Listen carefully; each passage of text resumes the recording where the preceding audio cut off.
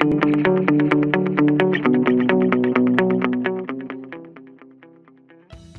everyone. Welcome to another interesting and informative session of The Analyst brought to you by Bajiram and Ravi. In today's session, we'll discuss 7 important articles as featured in the Hindu and Indian Express for your comprehensive understanding of the current affairs explained to you in the easiest language possible.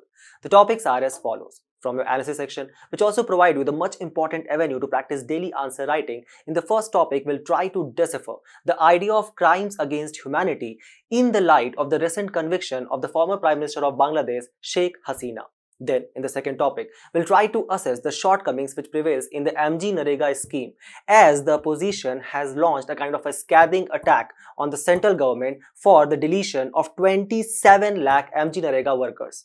Then, in your simplified section, we'll take up 5 news. We will not only try to simplify the news for you, but also provide you the much important value addition, keeping in mind the approaching prelims 2026. So, stay tuned. Recently, a special tribunal in Bangladesh has actually sentenced the former Prime Minister of Bangladesh to death after finding her guilty of the crimes against humanity during the July protest which shook the foundation of Bangladesh in the year of 2024. The issue, which forms an important component of GS2 paper under the larger theme of important international treaties and bilateral relations. At the same point of time, we are also going to cover a significant portion of your post-independence history. Now, there are certain questions which might be arising in your mind. What is this tribunal? Why Sheikh Hasina, the former Prime Minister of Bangladesh, has been convicted? What is this idea of crimes against humanity? To understand all of this, let's try to take a short tour in history. The year was 1947 and the British India was partitioned through Radcliffe Line into West Pakistan, India and East Pakistan. But very soon in this East Pakistan, we see the emergence of demand for the creation of Bangladesh. The reasons were many. First and foremost, there were very important and prominent socio-cultural causes. For example, the majority of the population of this East Pakistan had Bengali as their mother tongue. Thus, they demanded for use of Bengali in education, in administration purposes, as well as an official languages. So, the demand for Bengali as lingua franca started developing. However, the leaders in West Pakistan did not adhere to this idea and they tried to impose Urdu as an official language under their one-point program, which basically led to various protests which erupted across the East Pakistan region at that point of time, including the 6-point program by Sheikh Mujibur Rahman of Awami League. Keep this in mind, that these young students who were basically protesting for the demand of Bengali as an official language, they were brutally killed by the Pakistan's army on a fateful day on 21st of February 1952 at a place where now stands the Shaheed Minar in Dhaka. Taking the cognizance of this important issue, which basically acted as a kind of a symbolism for the preservation of mother language, UNESCO in the year of 1999 declared this specific date of 21st of February as the International Mother Language Day. What was this 6-point program of Sheikh Mujibur Rahman? It basically consisted of the basic grievances which were being faced by the common people of East Pakistan at that point of time, such as, for example, demand of Bengali as an official language. They also demanded for provincial autonomy as enshrined in Lahore Resolution, where they said that these leaders in West Pakistan are basically following a helicopter approach, where they have become completely ignorant to the issues and grievances being faced by the common people of East Pakistan. Thus, this federal government, which is established in West Pakistan, shall be in charge of only 2 powers, that is defense and foreign affairs. And rest all the powers shall be delegated to this provincial government of East Pakistan led by this Awami League, including the power of taxation and revenue collection. Why? Because in 1960s, even though this East Pakistan was actually contributing to 70% of the Pakistan's total export revenue of jute and tea, even then it remained highly underdeveloped. because majority share of this revenue was actually being diverted for the infrastructural development in the region of West Pakistan. And this policy blindness again manifested itself in the month of November 1970 when a devastating Bhola cyclone actually struck the East Pakistan region, killing lakhs of people, leading to the vanishing of properties worth millions. But even then, the kind of the government which was there in West Pakistan, the government of Islamabad, it did not provided any concrete assistance to the people of East Pakistan. Thus, one issue led to another, having a domino effect. And being fed up from the political apathy which was being shown to East Pakistan, on a specific date of March 26, 1971, there was declaration of independence by Mukti Wahini or freedom fighters which were led by Sheikh Mujibur Rahman. So, the West Pakistan leader at that point of time, the President of Pakistan, the Military General of Pakistan, Yahya Khan, basically responded on March 28, 1971 with an operation called as Operation Searchlight, where it basically targeted these freedom fighters of Mukti Wahini, who were basically fighting a kind of a guerrilla warfare against the Pakistan's army. They basically targeted students, teachers, as well as activists, as well as the minority Hindu population which were living in East Pakistan at that point of time. They were basically targeted, catched, attacked and killed, leading to millions of casualties. This issue was even raised in India's parliament by none other than then Prime Minister Indira Gandhi, who passed a resolution in parliament on April 3, 1971, kind of condemning this targeted military attack by Pakistan's army, leading to genocide. And she was not wrong. As highlighted in the book called as Global History of the Creation of Bangladesh by a military journalist, Srinath Rangwan, he actually provides us data on the crime against humanity which was taking place in East Pakistan at that point of time. Such as, for example, approximately 2 to 3 million people were killed. Over 2 lakh women were raped in organized rape camps, and over 10 million people were displaced who were eventually provided refuge by our country. However, keep this in mind that India did not directly involve itself in this civil war which was taking place. Why? Because at that point of time, Pakistan had actually mediated between USA and China's relations, leading to the kind of establishment of a cordial relation between USA and China. And thus, the USA's president, Nixon, at that point of time, had kind of a natural inclination toward Pakistan as a country. Thus, kind of fearing the USA's involvement in the war, we did not directly involve ourselves, but at the very same point of time, keep this in mind, we did not remain silent. So, between April to December 1971, India basically indirectly helped Bangladesh under the Operation Jackpot, which was maneuvered by the Research and Analysis Wing of our country, RAW, under which we basically provided training to the soldiers of Mukti Wahini. We provided them arms and ammunition. We provided them food supplies. Thus, in response and kind of trying to counter India's presence and involvement in this civil war, the General Yahya Khan in the month of November 1971 again responded with Operation Chengiz Khan, under which the western front of our country actually faced several aerial attacks. The idea was that through this, India will actually divert its forces and attention toward its western front and thus will not get involved in the issue of East Pakistan. Thus, once again, the Pakistan actually committed a classic blunder where it underestimated our country's military power. Did we responded? Yes, and that too in a fashion. On the date of 16th of December 1971, which basically marked the official giving up of arms as well as accepting defeat by Pakistan, thus leading to the kind of end of civil war which was taking place and the liberation of Bangladesh.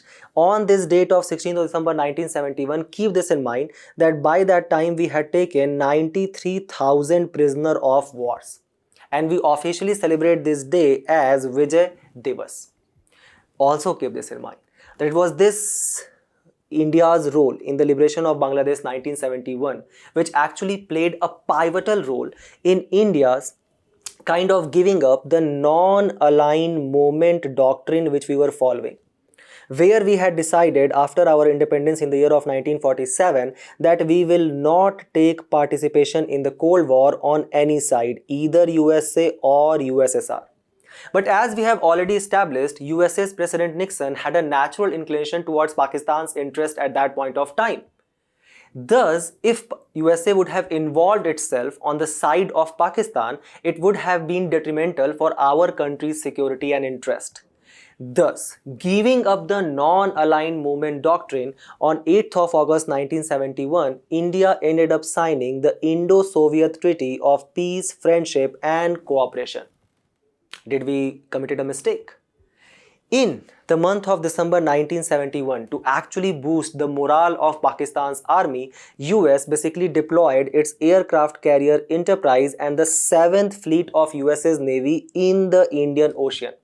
It was basically playing a kind of a gambit, where it thought that by this pressure itself, India will actually back off from fighting directly with Pakistan or helping the guerrilla warfare which was taking place in East Pakistan.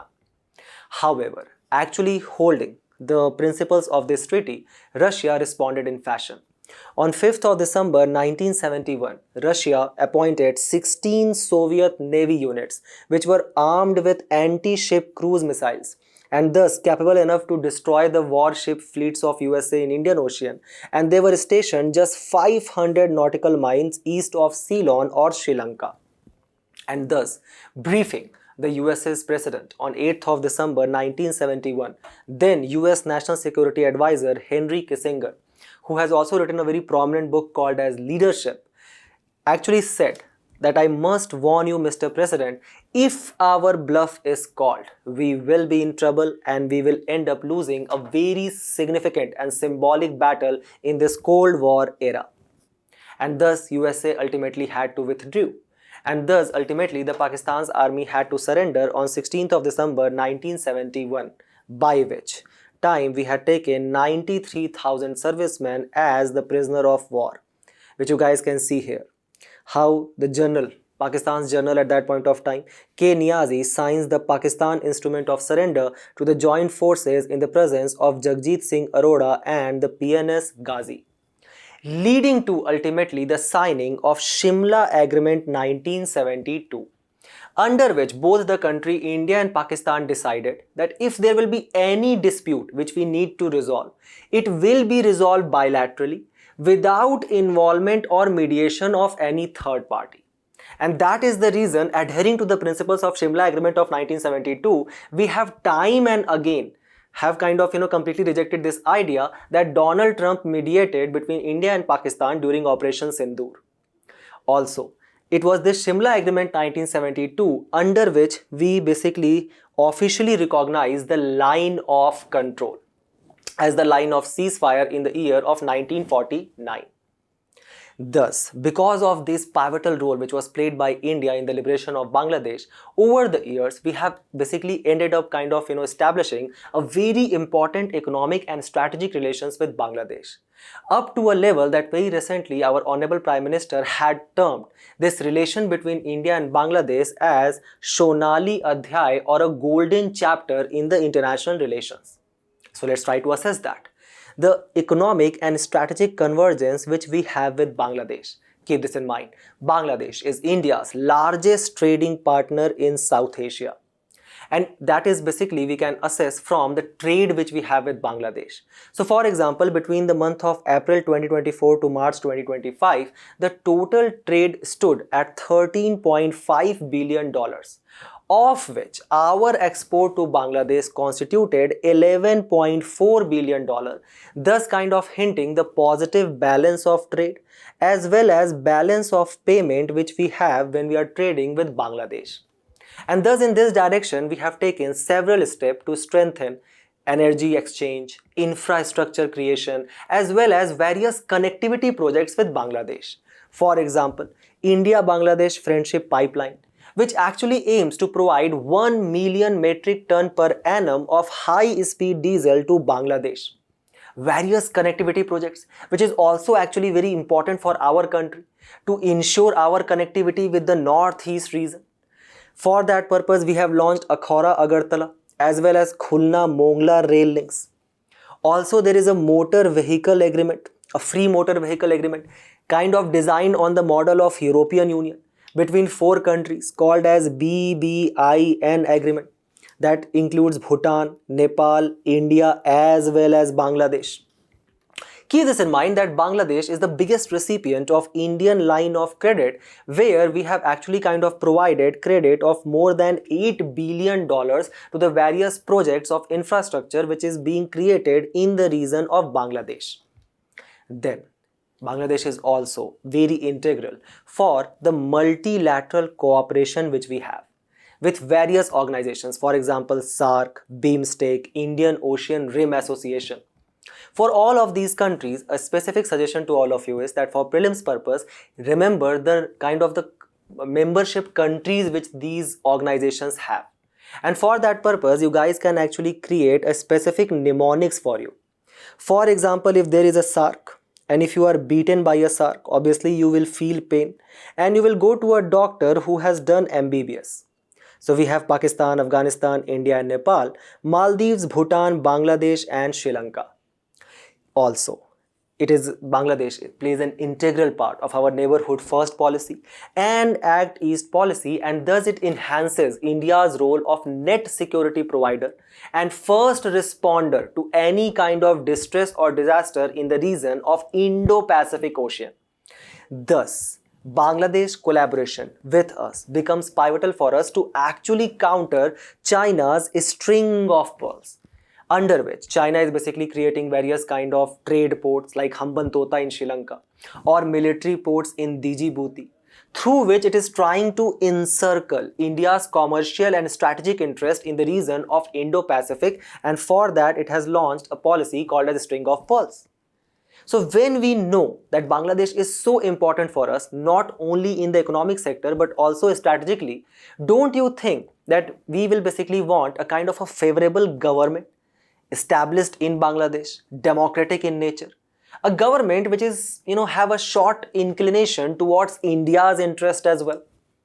And that's exactly what took place in Bangladesh from the year of 2009 to 2024, where the Prime Minister was Sheikh Hasina of Awami League. Keep this in mind, Sheikh Hasina is daughter of none other than Sheikh Mujibur Rahman. So for 15-year time period, we were actually having a Sonali Adhyay or a golden chapter of relations with Bangladesh. Just look at the increasing trade which we were having, how our exports were consistently increasing, as well as the imports were shooting up in the year of 22-23 as well. But then you guys can see from the chart how there is a decline. And the reason for that was ousting of Sheikh Hasina's government, which you guys can see in the comments. We are obviously deeply concerned by the violence we have seen in Bangladesh, and thus we hope for a swift action to ensure the prevalence of democracy in Bangladesh. So what actually happened on 5th of August 2024? What transpired to this particular date, leading to the fleeing of Sheikh Hasina from the country of Bangladesh itself? The principal reason was the massive protest led by students against a quota system for public sector jobs. So basically, Sheikh Hasina government brought a 30% quota or reservation for the descendants of those people who had actually fought in Bangladesh Liberation War of 1971. So to actually understand this issue, we had basically provided you a kind of a snippets or a recall to the complete Bangladesh Liberation War of 1971. So now when this quota is being provided, you guys understand the reason behind it. Again, 30% quota. So basically the students, majorly unemployed, the large scale unemployment which was prevailing in Bangladesh as it prevails in our country as well. So these students, they started protesting against this quota system or reservation system, where they said that such nepotism shall not prevail and such jobs shall only be given on the basis of merit. Then, to actually curb these protests which was taking place, it is alleged that Sheikh Hasina basically used the paramilitary forces, where she kind of labeled all of these young student protesters as razakars and actually gave orders for shoot on sight, leading to the various human right violation. Obviously, that did not go well with the already established image of the Sheikh Hasina's government, which was labeled as authoritarian and facing democratic backsliding. So, during her 15-year rule, Sheikh Hasina is alleged to have kind of aiming for high centralization of power, such as, for example, enactment of Digital Security Act of 2018, under which she basically violated the right to privacy. She basically curbed down any freedom of speech and expression and thus kind of control any kind of criticism towards her government, which had become obvious at one point of time because of the economic disparities, corruption and allegations of fake growth which her government was facing. To assess that, just look at this particular index, that is Inequality Index 2022, where it analyzed 161 government policies and actions to fight inequality during the first 2 years of the pandemic. Just look at the abysmal ranking of Bangladesh at 107th, where in public service spending it ranked 136th, in tax progressivity it ranked 47th, and in labor rights and wages it ranked 101st. Before you take any solace or pride, keep this in mind that in the very same ranking, India had ranked 123. So don't you think this high scale inequality, unemployment and kind of curbing down the fundamental rights of the people, it basically led to loss of public trust and political legitimacy, leading to massive protest which ultimately kind of forced Sheikh Hasina to flee the country on 5th of August 2024. Now, the question arises that why she has been convicted for this crime against humanity. By which court actually? This court is called as International Crimes Tribunal, ICT. Now focus on the irony. So when she was basically kind of aspiring to become the Prime Minister and she was campaigning for her Awami League in 2008, she had basically promised the public that after I will get elected, I will create a tribunal. And this tribunal, called as International Crime Tribunals, will actually try the war criminals who collaborated with Pakistan in the year of 1971. Thus, this International Crimes Tribunal was actually created by Sheikh Hasina when she came into the power, and it is again alleged that it majorly targeted her opposition party's members. As the irony goes, the same International Crime Tribunal has now convicted Sheikh Hasina for committing crime against humanity and has given her a sentence to death. For what? For use of lethal force against the protesters and failing to prevent any kind of atrocities which were being committed against them by the paramilitary forces. Do we have any official data or official number? We have one, and that is provided by United Nations Office of High Commission for Human Rights report of 2025, published in this year's February month, according to which more than 1400 people died in this July protest of 2024. So after this conviction, what is going to be the immediate repercussions on Sheikh Hasina? Keep this in mind that as per the alleged sources, Sheikh Hasina has taken kind of refugee in our country, and she is living in our country in some undisclosed location. Now the idea is that obviously there cannot be any immediate repercussions on her, considering that she is in our country. And in no extreme pressure, obviously India is not going to immediately extradite Sheikh Hasina. Question arises, what about India's extradition law? Does we have any law for that? Answer is again yes. We have Extradition Act of 1962, which establishes a very important principle called as dual criminality principle. where our country says that yes, we are going to extradite Sheikh Hasina, but only for that offense which is crime or considered as crime in official definition in both the countries, in Bangladesh as well as in the India. So Bangladesh is the requesting country and in our country as well.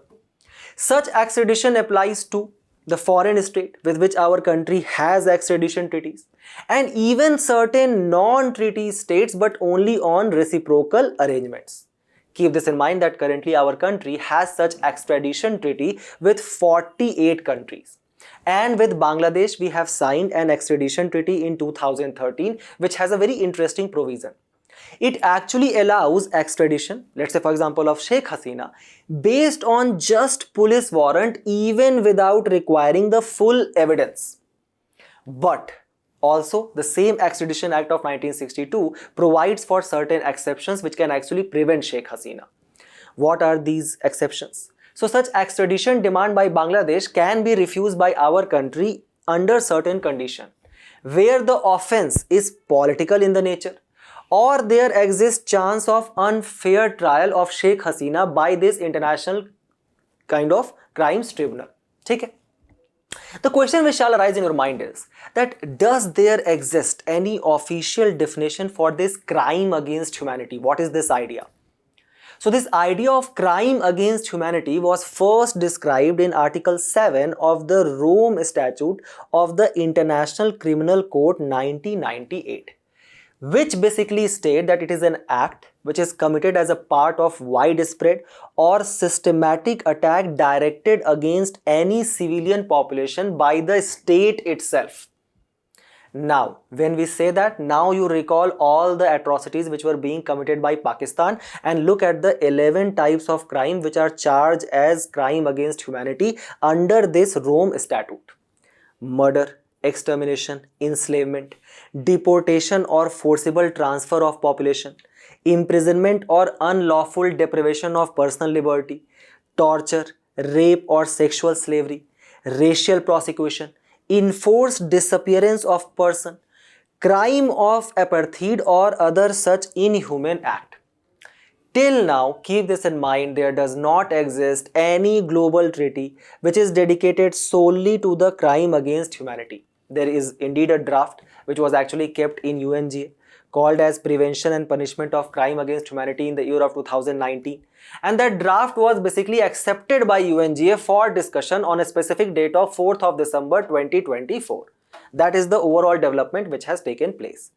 Keep this in mind that this International Criminal Court is actually created by the Rome Statute, which actually established this in 2003. And it is the only permanent international tribunal to actually charge for criminal activities. It has been adhered or signed by 123 nations, consists of 18 judges for 9-year terms. And it also allows for the prosecution of individuals like for example Sheikh Hasina, but this is where the twist arises. India, remember, is not a party to the Rome Statute because we have given certain arguments for that why we have not signed it.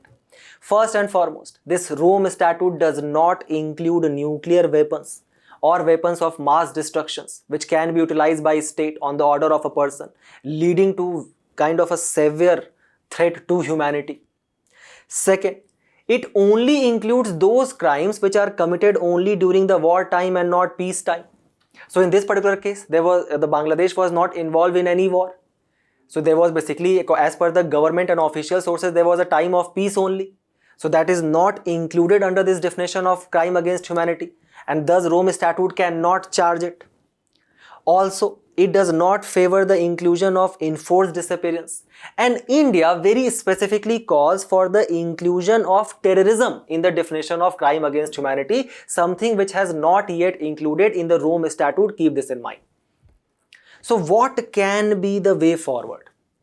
Very recently there was a judgment by Supreme Court called as State versus Sajjan Kumar 2018, where Supreme Court held that how India does not even have a domestic legislation which prohibits such international crimes, or neither crimes against humanity nor genocide have actually been made part of India's criminal law, and they are not even included in the Bharatiya Nyaya Samhita 2023.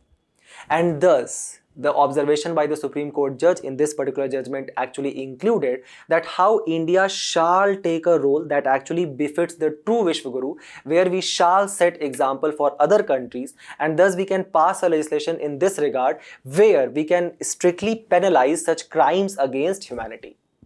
On the basis of this discussion, just try to solve this question as well as prelims question. Comment your answers and we move forward to the next news, where the opposition has launched a scathing attack on the union government for the shortcomings that actually prevails in the central flagship scheme for unskilled manual workers, that is Mahatma Gandhi National Rural Employment Guarantee, which was enacted in the year of 2005. Thus forming an important component of your GS2 paper under the larger theme of government policies and interventions. What is the context of the news?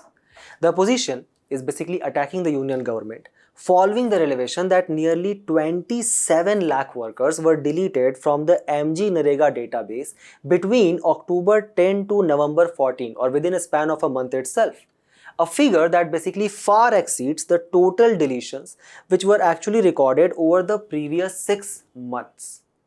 Thus, the opposition is basically saying that this National Mobile Monitoring System (NMS) used for digitally capturing the attendance of workers and this Aadhaar-based payment system which is used for dispersing the wages have already excluded an estimated 2 crore workers from accessing their legal entitlements under the Act.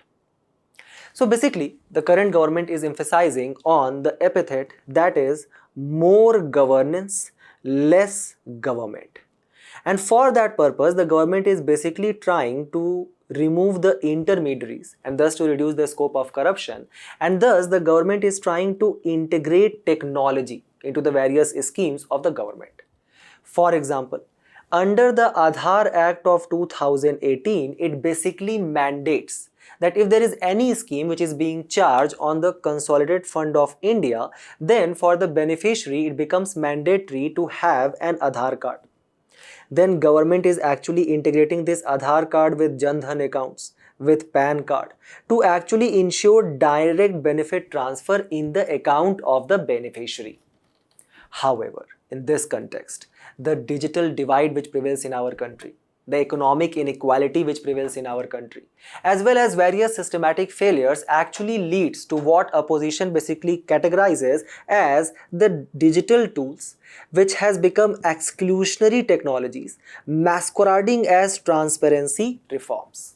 The same issue which also actually reflected in your GS2 paper this year, where they ask about that how the e-governance projects like for example MG Narega, they have a built-in bias towards technology and back-end integration than having a user-centric design, and we had to examine that. So for that purpose, let's take a case study of MG Narega itself. MG Narega, which basically guarantees at least 100 days of legal unskilled manual work as guaranteed employment in a fiscal year to every rural household as per demand. So keep this in mind that it is basically a scheme which is based on demand supply mechanism. What basically constitutes this unskilled manual work? Like for example, creation of a farm pond, or for example afforestation or planting trees on the sides of a highway, or creation of such rural roads under schemes of the government like Gram Sadak Yojana, where it is actually implemented by the Ministry of Rural Development. And one very classic feature of MG Narega is that, let's say for example, if such farm pond has to be created, then there will be a social auditing by the Gram Panchayat, which will actually ensure that yes, indeed, there exists a farm pond in reality. And thus for this mandatory social auditing and to ensure such a check and balance system, keep this in mind that 0.5% of the total allocated budget for MG Narega that year is actually diverted towards the function of social auditing.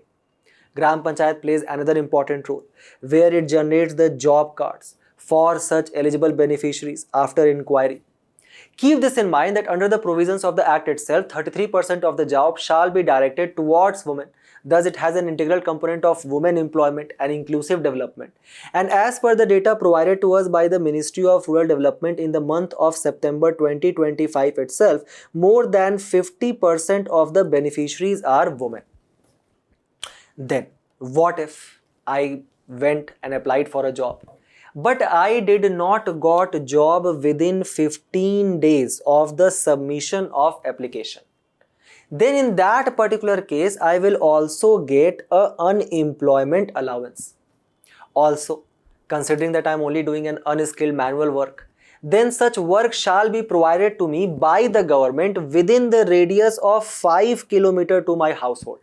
And even if the work is provided within 15 days, but that is outside this 5 kilometer radius, even then I will get the unemployment allowance. The question which shall arise in your mind is that whether it is a central sector scheme or centrally sponsored scheme, who is paying for the wages, who is paying for the unemployment allowance? So the central government pays for 100% wage cost, 75% material cost. If there is inclusion of any semi-skilled worker, let's say for example, if we call the technician to install the pillar for electricity on the side of highway, it is a skilled work here. So for that 100% wages will be paid by the central government. 100% administrative expense, and then comes the responsibility of the state government. So state government pays for 25% of material cost. To create that, let's say farm pond, if we have to acquire, have some kind of position of land, then such acquisition cost of land will be paid by the state government. As well as 100% unemployment allowance is actually paid by the state government, but now here is a catch. Let's say for example, the wage providing responsibility lies on the shoulder of central government. If the wage has not been provided within 15 days, and thus the state government says that we are unable to pay for the unemployment allowance after 15 days because the central government has not released its share of wage cost, then the kind of the burden of unemployment allowance also lies on the shoulder of the center. What are the persisting issues in this scheme? So let's try to assess that digital divide which prevails. Let's imagine for this purpose a hypothetical person whose name is Desh Premi, who lives in a state of Bihar. So obviously, as the name itself implies, Desh Premi is a very patriot person. But unfortunately, patriotism in our country does not lead you to have enough money to actually pay for affordable health care or to pay for, let's say for example, nutritious food. As well as you guys can recall the India Skill Report of 2024, according to which only 54% of the graduates in our country in 2024 were actually directly employable in the industry. And as the luck would have it, the Desh Premi actually falls in the category of 46% worker. So he basically decided that to actually take care of my family, I am going to voluntarily enroll for unskilled manual work. The first issue which this Desh Premi faces is the low subsistence level of payment structure. Why that happens? Because the central government basically decides for floor wages. So central government says basically that see, this is the basic level of payment which shall be provided to Desh Premi by the state government. But to decide this floor wages, the central government basically calculate this on the calculation of Consumer Price Index Rural. So the base year for this CPIR has been actually set for 2012, that is 13 years back, and thus it is not a good indicator or does not directly reflect to the level of inflation. Let's try to understand this in a simple language. Let's say for example, Desh Premi wanted to buy a thing which was around 100 rupees back in the year of 2012. And there has taken place only 10% inflation every single year since then for 13 years. So now the same thing which was actually costing 100 rupees back in 2012 will be costing 345 rupees in 2025. In the year of 2012, as per the data provided to us by Ministry of Rural Development, these MGNREGA workers were getting an average payment of 100 to 150 rupees. Now, after 13 years, just look at the MGNREGA wages which has been notified by the center for the year of 23. 311 in Kerala, 256 in Maharashtra, 210 in Jharkhand, and in Bihar 210, and now look at Desh Premi who wants to buy a thing which is now costing 345. Thus, the wages for MGNREGA worker is not directly reflection of the inflation or the input cost which is being incurred by Desh Premi. Thus, as per People's Action for Employment Guarantee, right, a kind of a association which work for the right of the MG Narega worker, MG Narega wages in 17 out of 21 states were actually lower than the state's minimum wages for agriculture. But Desh Premi says that do not worry, I have to take care of 2 meals for my family every single day. I am ready to work even at this low payment. Then Desh Premi is going to face the issue of cycle of delayed payments and compensation. So as per the act, let's say for example, if I have finished the work on 18th of November, then if I am not going to get paid by 3rd of December, I shall get 0.05% per day of allowance as a delay compensation. But the governments are unable to pay these workers on time in these 15 days.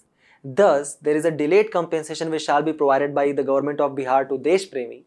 But what actually happens in the reality that even these delayed compensation is actually lagging for years and they have not been paid to these workers.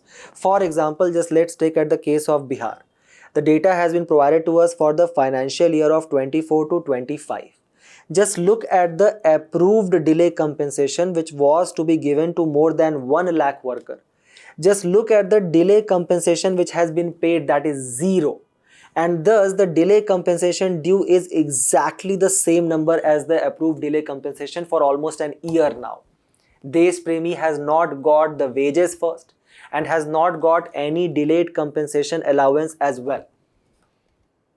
This basically leads to the kind of a tussle which takes place between the central and the state government, where they keep on passing the bucket of blame. Where the state governments say that see, this is the balance which has been available to us and that is almost in negative.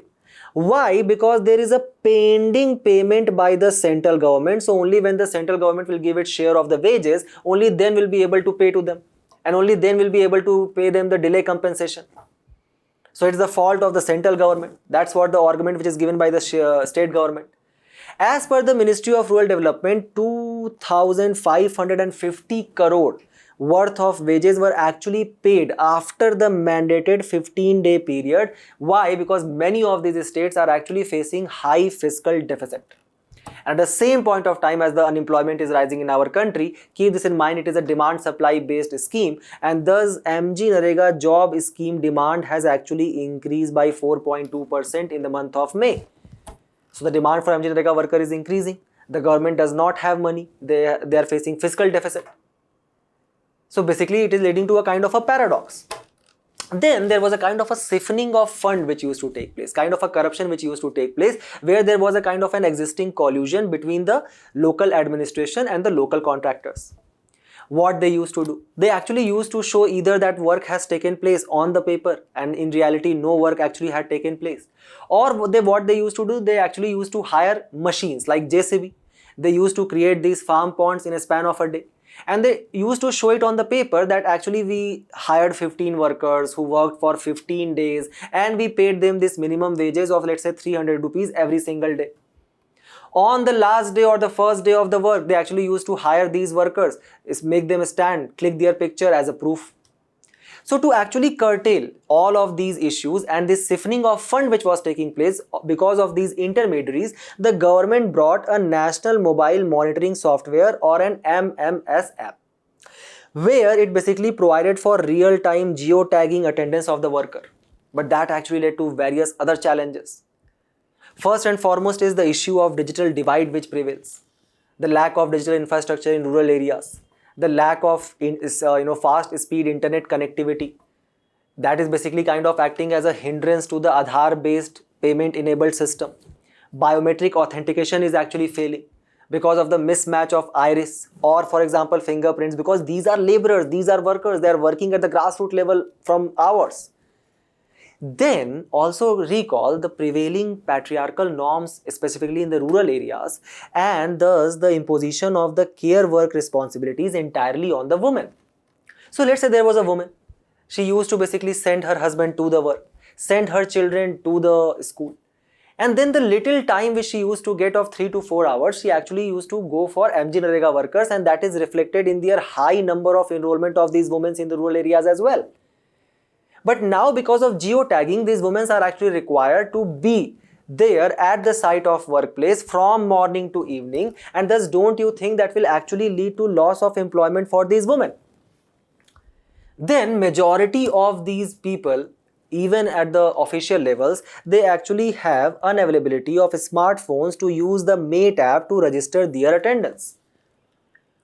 Leading to what? Just look here. 87.5% active workers are actually eligible, while 12.5 workers, that is approximately 18 million, are ineligible for these Aadhaar based payment system.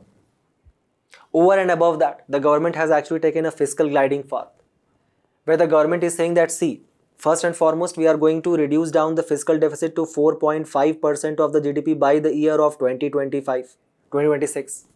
And thus, it actually reflects in the insufficient budget allocation and the fund crunch. In respect to the 3.2% budget share in 2021, it has actually reduced down to 1.7%, almost half. 90% of the funds are now being exhausted within 6 months. Falling percentage generated, 50% of less percent days work was actually generated in 24-25. And all of this basically augments and reflects in delay in completion of the work and the poor asset quality. So what can be the way forward? What are the steps which we can take? First and foremost, we'll take up the help of a suggestions by a committee called as Amarjeet Sinha Committee, which said that why we are basically providing a specific allocation in the budget to the MGNREGA. Rather, why we should not adopt a flexible funding model. So let's say, for example, we have a tranche 1 in which we say that, okay, now the demand for the work is being generated of around 10,000 crore rupees. We are going to give it to that. Then we can actually use artificial intelligence to actually assess in advance that in which particular areas the demand will be more in comparison to other. For example, using this artificial intelligence, we can actually see that there are certain areas in Maharashtra which are facing drought. So obviously the farmers, when the crops will fail, they will move towards MGNREGA work. So let's create more works here. Let's in the tranche 3 provide more funds for these particular areas. Then we can actually create more employment if we follow a ridge to valley approach to create a cluster of interlinked works. For example, first there was a creation of farm pond. So one work is created. Then we can actually create a pipeline to connect this water reservoir with irrigated field of the farmers. Around this irrigated field, we can actually practice afforestation as well. So now to create these drainage pipelines, second work was generated. For this afforestation, third work is generated. This is your ridge to valley approach based employment creation. We can also link it with other schemes like Pradhan Mantri Gram Sadak Yojana, Jal Jeevan Mission, etc. Then we can actually adopt for global based practices like, for example, block development model, which was actually adopted by Indonesia, where what they did, they basically identified specific blocks in their district, created a kind of a community development planning committee, which was actually selected from the local people itself, gave them a certain amount of funds for the creation of social infrastructure, like let's say, for example, parks, farm ponds, afforestation, etc., and said that this will be reviewed and socially audited, and the next tranche of funds will only generate from the results which people have shown, thus kind of involving the people in their own development. Then there was a focusing on skilling of rural area under productive safety net program of Ethiopia, where they kind of implemented the most basic idea. They skilled the local people to actually solve the local problems. So let's say, for example, we are skilling the rural people in our country to actually install solar panels under Pradhan Mantri Kusum Yojana. And ultimately, the use of technology for transparency and digital payments, like for example, Bolsa Familia initiative of Brazil, and we need to also focus more on the social auditing for MGNREGA works to ensure that the corruption does not prevail. Try to attempt this particular question and we move forward to the next news, where the article emphasizes that how our country needs to connect, build, revive with the African continent. The editorial today starts by telling us that how the last India-Africa Forum Summit with India and African Union actually took place 10 years back in 2015. Where our country marked a leap in India's diplomatic imagination under our current Honorable Prime Minister Narendra Modi, where we welcomed the representative from 54 African states. Since then, India has added 17 new missions across Africa. Our trade has actually surpassed $100 billion. Investment flows are also gathering pace. So India's support for Africa's global voice has grown. For example, we were actually played a very key role under our G20 presidentship in 2023, where we ensured that African Union was included as a full member in G20. But the editorial also highlight that now it is actually a good time to take stock not only of the promises made but also of the foundations laid to actually go ahead in this direction of strengthening our relation with African Union. African Union, which consists of 55 states and approximately 1.5 billion people. The headquarters of African Union is actually established in Addis Ababa, Ethiopia. As per the International Monetary Fund IMF projections, currently this whole African nations, this 54-55 member states of African Union, they actually constitutes $2.8 trillion of gross domestic product, that basically constitute 3% of the global GDP. Keep this in mind that our country has more GDP than the entire African Union. The projected estimate for our country to become a Viksit Bharat by 2047 is that we are going to become a 30 trillion economy by 2050, and that is 2047, and that is exactly the projected estimate by IMF for African Union as well. Currently, there are a lot of signs of underdevelopment in the region of Africa. For example, 48% population of Africa is actually engaged in agriculture. 80% population actually falls in the category of middle or lower middle income country.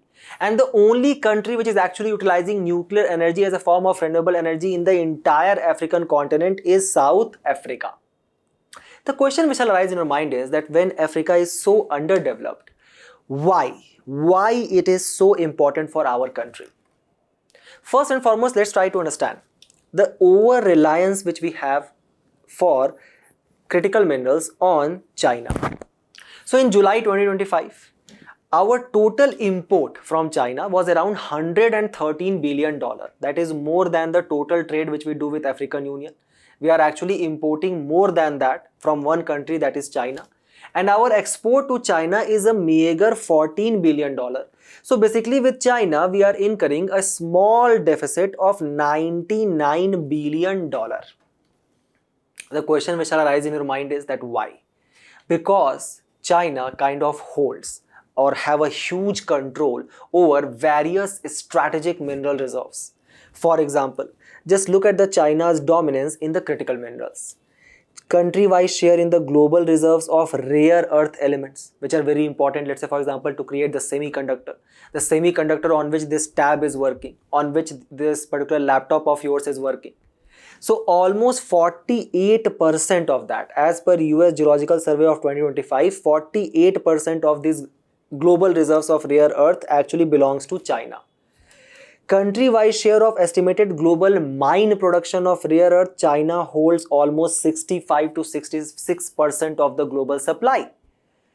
The virtue of that is that in antibiotics, 97% supply of kind of erythromycin, which is very important active pharmaceutical ingredient for our pharma industry, 97% of that comes from China. In electronics, under Pradhan Mantri Kusum Yojana, Surya Ghar Muft Bijli Yojana, we are emphasizing on the installation of solar panels. From where we are getting that? 86% of the flat panel displays and 80% of the laptop actually comes from the China. In renewable energy, 82% of solar cells and 75% of lithium ion batteries which we are using in our electric vehicles under FAME scheme, Satat scheme, that is coming from China. Thus, as per Global Trade Research Institute, overwhelming dominance which China has, it actually gives China potential to leverage against India, turning supply chains into a tool of pressure in times of political tension. That's why despite their attacks in Galwan, we have been unable to kind of completely de-link our economy with China because of the huge dependency which we have on them. But what if we actually create a new avenue of sources for such critical minerals? This is where Africa actually becomes most important for us, because Africa has proven critical mineral reserves. They have more than 30% of the world's cobalt, lithium, nickel, manganese. Very recently, you guys might have heard how our Prime Minister actually visited Namibia. Why? Because Namibia is the third largest uranium producer in the world. and one of the largest producer of lithium, zinc and rare earth metal. The task for the day is, which is the largest producer of uranium in the world? Just comment down in the comment box. So obviously, such important reserves of critical minerals which prevails in Africa, they are key to curtail India's dependency on China and to actually diversify our country's energy mix, where we can source oil from Nigeria and Angola and hydroelectric power as well. Then this population which you guys read about, this growing economy which you read about, don't you think their propensity to consume is going to increase? And thus Africa actually act as a massive consumer market for Indian products in pharmaceutical, automobiles, textiles, etc. So even all of these economic indicators is obviously being noticed by China itself, and China is actually posturing in Africa. Keep this in mind that while we are taking a kind of a pride that we have $100 billion trade with Africa, China is the largest bilateral trading partner in Africa with its trade volume surpassing $200 billion, where it is actually investing in major infrastructure projects like Nairobi-Mombasa railway line, Kribi seaport in Cameroon, where they are also investing in strategic areas. Remember the string of pearls, where they have actually created an army support base in Djibouti. And obviously, yes, the China's evergreen debt trap diplomacy.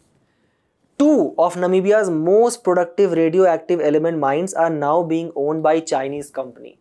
Thus, the today's editorial highlights the steps which has been taken by the government of India, which you guys will write in the section of steps taken by our government. For example, we have done a $75 billion investments in creation of ports, power lines, vaccine production in Africa. For example, right now 206 infrastructure projects India is funding in 46 countries of African Union.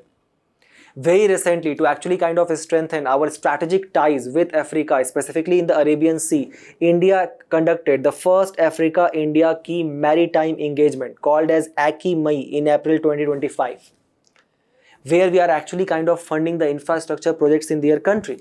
For example, Exim Bank providing 40 million commercial loans credit to ECOWAS Bank. Then, the article today specifically highlights that how, in the context or in the backdrop of India-South Africa test cricket matches which are taking place, how we are actually strengthening on people-to-people connect as well, to ensure more diaspora of India actually which can shift to Africa, to actually train the African people in Indian culture, make them aware about it. For that purpose, to create this people-to-people connection, IIT Madras campus has been opened in Zanzibar. The Indian Technical and Economic Cooperation is actually training the African students. But what can be the ideal way forward? So the today's article highlights that first and foremost, we need to connect finance to the real outcome, where every line of credit must lead to something visible and valuable for the African people. Second, we need to build an India-Africa digital corridor, which should rest not only on this UPI and India stack, but also on Africa's digital strength. And third, ultimately, to revive the institutional backbone. Because keep this in mind that this India-Africa summit has not met since 2015. The summit at Mr. Modi's insistence which brought all of Africa together. So we need to revive that as well to create more channels for dialogue and cooperation. Keep the suggestions in your mind. We move forward to the next news, where we'll try to assess and understand what do we mean by anti-defection. So what is the context of the news? The Supreme Court on Monday actually warned the Telangana Assembly Speaker G. Prasad Kumar in gross contempt for actually delaying a decision on petition which was filed by Bharat Rashtra Samiti leaders, as they are seeking a disqualification of 10 of their MLAs in Telangana who defected to the ruling Congress party. So in 1960s and 70s, there used to be this concept of Ayaram Gayaram, where these political leaders, the representative of the people, they actually very frequently used to change the parties, leading to the instability in the ruling government. Thus, to provide a stable ruling government, the idea of anti-defection law was actually enacted by the 52nd Constitutional Amendment Act of 1985, which added a new schedule. And it provided for the disqualification of member of parliaments and member of legislative assemblies on the ground of defection if they defect from one political party to another on certain cases. Like for example, let's say for example you are a member of political party A and you have been elected on the ticket which was given to you that particular party, but after getting elected you got a little bit of overconfidence and you voluntarily give up the membership of the party. Or after being elected on the ticket provided to the party, you actually go and vote or abstain from voting in contrary to the direction which is issued by the whip. Keep this in mind that we keep on mentioning here the political party and not the legislature party. What is the difference between them? Let's say all of us forms a political party, right? And that is, please reduce the burden UPSC, and we sign a petition. Okay?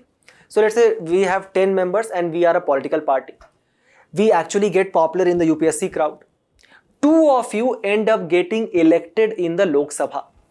So these 2 members from this our political party who are sitting there in Lok Sabha will be considered as legislature party. But the whip, which is basically a person appointed, it is appointed by the political party, not the legislature party. So basically you have to follow the directive of the political party which is not even in the legislature. That is the idea. Also, let's say there was an elected member of the house. He becomes disqualified if he joins any political party. So any elected independent member. If you have fought independent, after getting elected, you cannot join a party, but there is an exception. If you are a nominated member, then you can join a political party, but within 6 months. If you join a political party after 6 months from the date on which he takes his seat in the house, then you become disqualified. So there are 4 grounds of disqualification. Then there were 2 exceptions which were provided to this disqualification under the defection law. First was that if there are 33% of the members of a legislative party, so let's say for example we have 10 members and 3 out of them or 4 out of them, if they would have decided splitting to form a separate group, but then again it would have been very easy. Thus, this particular provision of splitting was actually removed by the 91st Constitutional Amendment Act of 2003. Now, such thing like kind of a separation can only take place in the form of a merger, where there is a merger of political party with another party that is approved by the 2/3 member of the legislature party. So for example, let's say we had a total membership of 100. And out of this total 100 membership, there were only 30 people who had got elected in the Lok Sabha. So this is a political party and this is a legislature party.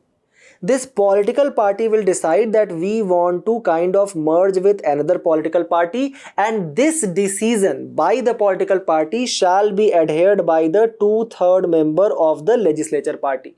So in this particular case, right, let's say for example 66% of 30, and that will come approximately 21 to 22 member shall agree to this merger of political party. As it happened in September 2022, 8 out of 11 Congress MLAs of Goa actually merged with the BJP. Keep this in mind. If member after being elected as a presiding officer, so let's say for example I got elected on a political party's ticket, I became the speaker of the house, then I can voluntarily give up my membership and that will not be considered as a defection. Other reforms which were added by this 91st Constitutional Amendment Act of 2003, it said that the total number of ministers in Lok Sabha shall not exceed 15% of the strength, that is 82. So let's say for example, to actually make more and more ministers, people are keep on defecting. Also, if you are disqualified on the ground of defection, then you are disqualified to become a minister as well. Also, you can be disqualified to hold any remunerative political post, and no more protection on the ground of split exists anymore. What has been the specific Supreme Court judgments on this anti-defection law? The first and the most important is Kyoto Holohan case 1992. Where Supreme Court held that when a speaker actually act as a kind of a deciding body to decide the case of defection in the house, it basically act as a tribunal and thus its decision is subject to judicial review. In Ravi S. Naik versus Union of India 1994, Supreme Court held that there shall be widest interpretation of voluntarily giving up membership. It also include any conduct or public statement against the party's interest. That's why you see most of the politicians, they are not honest. because they have to adhere to the line of whip. They will make any statement, will be considered as defection by them. Their seat will be go. Then Jagjit Singh case 2006. Supreme Court held that merger must be recognized by the original political party and not just legislature party.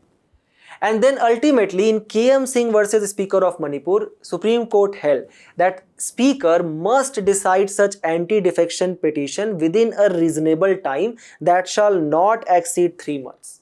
And recommended that, let's say for example, if the job of Speaker is becoming so difficult and there are so many political cases which are involved, if you want, we can create independent tribunals which could replace Speaker as adjudicating authorities, but that will again lead to the separation of power, as we covered in the last lecture. And this separation of power has been provided as a directive principle of state policy under which article? And we move forward to the next news, where our Prime Minister has actually urged that our country shall discard the colonial mindset which is rooted in the Macaulay's 200-year-old legacy.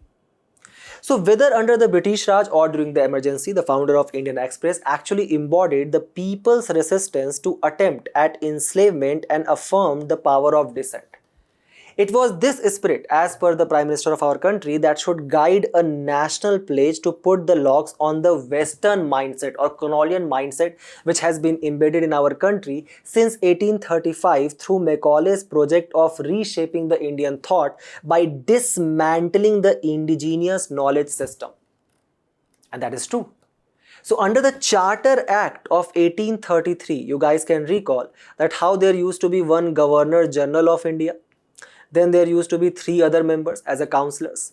And then one more member was added as a law minister, and the first law minister in this Governor General Executive Council was none other than Lord Macaulay, who basically, when he was giving his famous speech in the House of Commons, he said that I do not think we would ever conquer this country unless we break the very backbone of this nation, which is her spiritual and cultural heritage. And thus we need to replace her old and ancient education system, her culture, so that the Indians shall think that all that is foreign and English is good and greater than their own culture. To simply understand this, just recall the Pune Pact of 1932, which provided for a kind of a reservation of seats for the depressed class. The Pune Pact is being signed in the month of September, where in Pune in Maharashtra. So just imagine the humidity which might be prevailing in the month of September, like the monsoon months. And then just go and have a Google search and look at the images. Look at the images of the luminaries which are involved in the signing of this Pune Pact in the Yerewada jail, where you will see all these people wearing a 3-tier suit, that too in a humid region of Pune, that too in the month of September. And that is exactly the reflection of the colonial mindset, which we still carry with ourselves. The today's article in Indian Express itself highlights that how India's art boom actually carries a colonial hangover, where you will see some random lines being sketched in a painting being sold for millions, and for them the art galleries will be created, while the actual our country's rural traditional handicraft is actually being sold in some melas for meager prices. Or for example, how on 31st of October few Indians actually celebrate the National Unity Day, where they cherish the Sardar Vallabhbhai Patel and his role to unite our country, to make sure that our country remains integrated and the balkanization of the country does not take place. However, most of the people actually take more pride in celebrating Halloween. What is your idea on this concept? Please comment down that below. That would be very interesting discussion to take place. So what was the Macaulay's Minutes idea? Macaulay's Minute of 1835, which led to the passing of the English Education Act of 1835, it was actually focused upon spreading the language and the culture of the ruling class and the language of commerce at that point of time, where Macaulay's emphasized that for now onwards how the medium of instruction for higher education is actually going to be English. But they said that we do not have infrastructure or funds which we want to dedicate towards educating all the Indians, and thus Macaulay basically suggested for downward filtration theory, where they said that we are actually going to teach the elites of the society, the zamidars, the lawyers, the bankers, the big merchants, the rajas, the chaudhris at that point of time.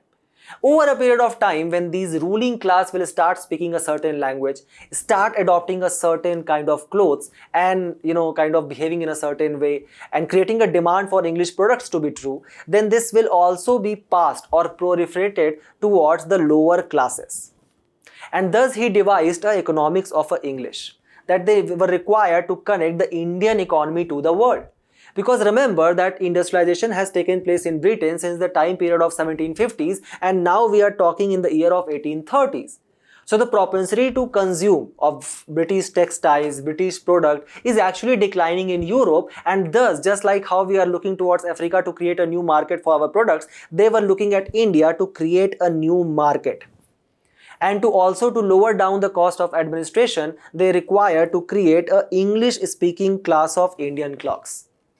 This was further exacerbated by the Charles Wood Dispatch of 1854, which provided for a 3-tier structure, where they said that for highest level of education at college level, all the subjects will be taught only in English. So obviously if you want your son to become a clerk, to get a good job in the British time period, don't you think you will actually start teaching them English from the primary school itself?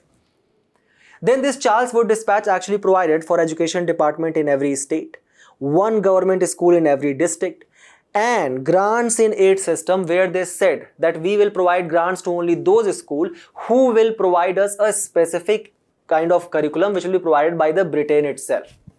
So the ruling class will tell us what we exactly need to study. Over a period of time, there were several educational reforms, like for example, Hunter Commission. Hunter Commission basically kind of suggested for adoption of vernacular languages in primary education and to actually provide vocational training in universities. Any one of you who might be thinking that why we used to study from class 1st to class 12th, that actually took place because of the suggestion by Sadler University Commission, which said that at least 12 years of study is required to actually get to the college level, and then this college degree shall be of at least 3 years. If any one of you have hated the board examination, you need to blame the Hartog committee, which said that there shall be compulsory education. But we cannot take all of these Indians into the kind of the small number of colleges which we have. So let's filter out the non-deserving candidates through a board exam. So if we look at the current new education policy which we have, a great reflection of that actually comes from the Varda scheme or Nai Talim by Gandhi ji, where now the idea was learning through activity and impetus on mother language till at least class 7th. And that is the reflection which we see in the National Education Policy 2020, which adhere to the 3-language formula and said that at least students shall be taught in their mother tongue or regional language till at least class 5th and preferably till class 8th. It suggests for the creation of Indian Institute of Translation and Interpretation in all 22 scheduled languages for the promotion of Indian School of Education, Yoga, Ayurveda, Nyaya. Nyaya is one of the 6 philosophical schools created by Gautam, and also a dedicated research funding for the classical languages. Very recently, 3 classical languages has been added. Can anybody of you tell me in the comment box what were they? And we move forward to the next news, where we are going to quickly learn about certain tiger reserves which has been in the news, as well as the eco-sensitive areas. What are these eco-sensitive areas or zones? Why they are in the news? So Supreme Court on Monday directed that tiger safaris shall be established only on non-forest land or degraded forest land in buffer areas, provided that they are not part of the tiger corridor, where Supreme Court actually accepted the recommendation of an expert committee which was appointed to examine the ecological violations which were taking place in the Jim Corbett Tiger Reserve. And Supreme Court now has categorically held that tiger safari shall not be permitted in the core or critical tiger habitat area. Now, first and foremost, the Jim Corbett National Park, established in 1936 as Haley National Park as the first national park of our country, listed in the IUCN Category 2. And it is the first park under which the Project Tiger initiative was launched in 1973 to protect the tigers. It lies between the Lesser Himalaya and the Shivalik Hills and consists of moist deciduous forest. Keep this in mind that the founder was Jim Corbett, on the name of which the national park is named, who wrote a book called as Man Eaters of Kumaon. So now when we come to these ecologically sensitive areas which has been highlighted, it basically consists of core area as well as the buffer area around it, under which there are certain activities which are completely prohibited and certain activities which are regulated. So for example, now in this core areas of tiger habitats which are being created in these tiger reserves under the Project Tiger 1973, there cannot take place commercial mining, commercial use of timber, any polluting industry, major hydroelectric project as well as discharge of solid waste. However, felling of trees can be only regulated. Establishment of recreational infrastructure, commercial use of natural water, laying down of important strategic underground cables or drastic change in cropping patterns. So keep these statements very specifically in your mind for the prelims examination. Also remember that very recently there was a M-stripe based tiger census which was launched in 2022 which said that in our country there exist 3,682 tigers. Tiger, which is listed as endangered on IUCN and in Appendix 1 of CITE and in the Schedule 1 of Wildlife Protection Act of 2023. The state with the highest tiger number is Madhya Pradesh, followed by Karnataka, Uttarakhand, Maharashtra and Tamil Nadu. And the reserve with the highest tiger population is none other than the Jim Corbett National Park, followed by Bandipur and Nagarhole in Karnataka, Bandhavgarh in MP and Dudhwa in Uttar Pradesh. There are also certain tiger reserves which has no tigers at all, like Dampa in Mizoram, Kamlang in Arunachal, Kaval in Telangana, Satkosia in Odisha and Sahyadri tiger reserves in Maharashtra. So remember all of these important facts for prelims 2026 and we move forward to the last news of the day, where we are going to learn about a new satellite which has been launched. The name of the satellite is Sentinel-6B, which was actually launched from Vandenberg Space Force Base in California. A satellite which is an ocean tracking satellite with 6 onboard science instruments that will measure the rising sea level and its impact on the planet. Keep this in mind that this, as per the Ministry of Earth Science, there is increase of 3.3 mm per year sea level rise in the Indian Ocean itself. And thus, tracking such sea level rise actually becomes vital for weather forecasting, storm predictions and securing undersea pipeline. This Sentinel-6B is actually a joint project between NASA and the European Space Agency, which is actually going to have an accurate sea level measurement down to an inch from almost 90% of all oceans, but it will not cover all area or geographical area under the oceans. Okay? There are several other important missions of ISRO which you need to remember. Like for example, NISAR by NASA and ISRO, which is actually focusing on imaging of Earth's surface for climate monitoring. Or NAVIC navigation satellite, which is actually India's 100th launch from Sriharikota. SARAL, which is actually a mission with ISRO as well as Canadian Space Agency to measure sea surface height and ocean modeling, and the very recent one which we covered in the analyst, and that is G77R. That is India's heaviest communication satellite launched from Indian soil.